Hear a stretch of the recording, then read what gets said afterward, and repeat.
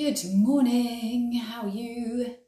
Welcome to Thursday, we're almost there, not quite, almost.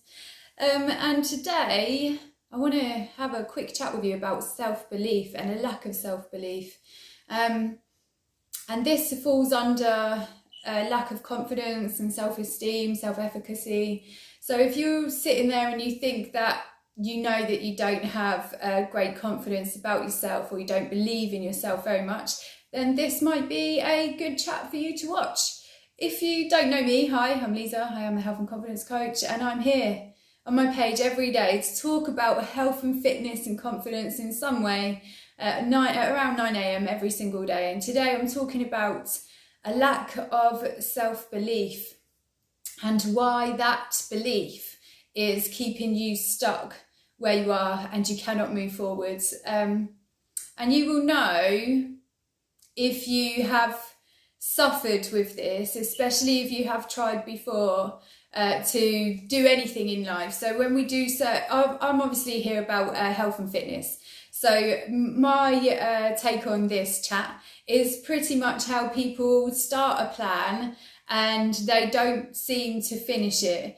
And it comes down to how they think and feel about themselves, and if they can even do the challenge that they've set themselves up for.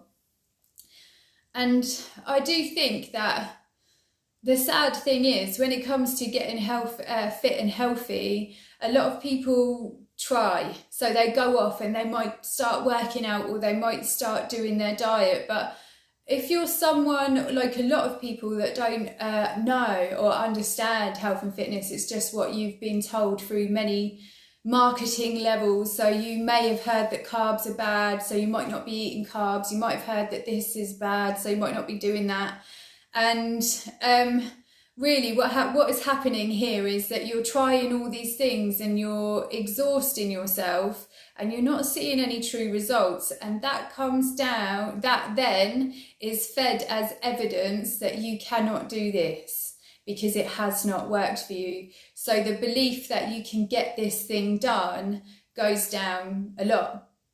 And even if rationally you can be like, oh, okay, cool, well, I wasn't making the best efforts, or I didn't have this thing down, so I'm going to try it again. But you go in there and you try it again, but your mind already knows that you've done it once and you failed. So it's not as enthusiastic about getting it finished because it already thinks that you might not be able to get it done. And then what happens is you start your little trail off and you start digging in and you start getting it done. Something happens and it knocks the whole lot. You might just have one bad day, and all of a sudden your head is telling you, you're not good enough. I knew you weren't going to do it. And the battle becomes so much that it's easier for you to give in. And then you end up living with the evidence that you were not good enough to get this thing done. Where does this all come from? A lack of self-confidence comes from that. You're telling yourself that you want to do something and you don't do it. Obviously, the self-confidence is going to get knocked.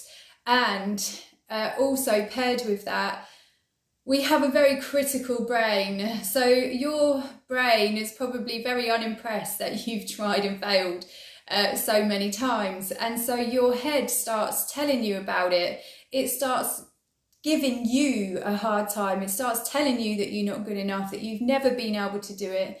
What's the point? It might even bully you. It might tell you some awful things. I've lived with an awful, negative, bad attitude towards myself. And I can tell you, actually, sitting on the other side of it took such a lot of hard work, but I used to live with a brain that used to be awful. From the minute that I would get up to the minute that I would go to bed, it would be telling me things about myself that wasn't good enough. And if I caught myself in a mirror, it would not shut up. And I know that a lot of you suffer with that. And then we also always think that we're the only ones that think that way about ourselves, but we're not. There's a whole world of us that are doing it. The first thing is to know that it's happening and that you don't deserve to live your life that way.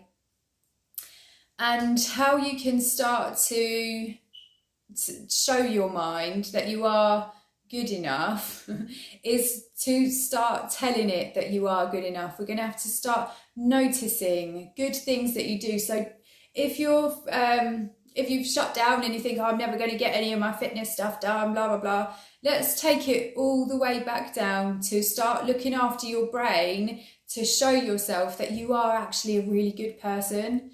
And you can do this in the most smallest of places that you wouldn't even realise. It's having little tokens of appreciation for yourself and what you're doing in your day-to-day life. So a bully brain would tell you that you don't do anything worthwhile in the day, actually. But there is probably a lot that you do in the day that is appreciated, that does matter, and does mean that you are a very worthy human being.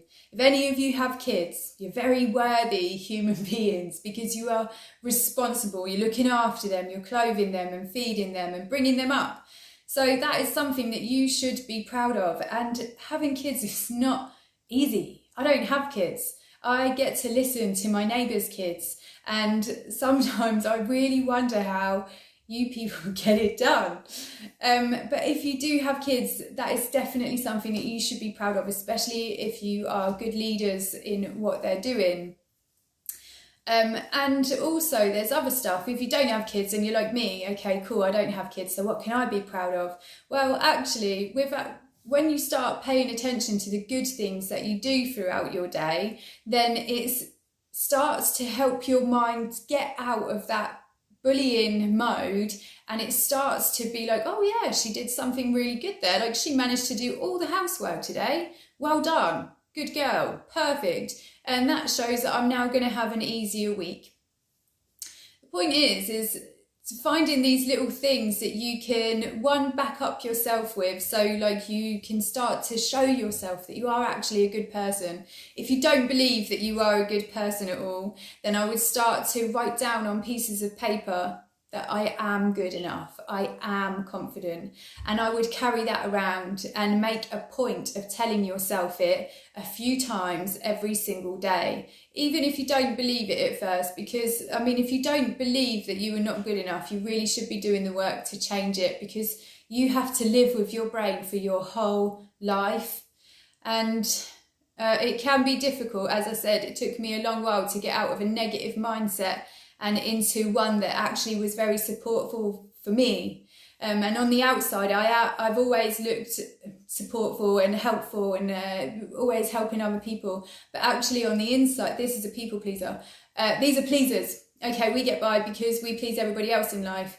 But sometimes we don't do anything for ourselves. People pleasers, you're good at this. Everybody else comes first and you come last.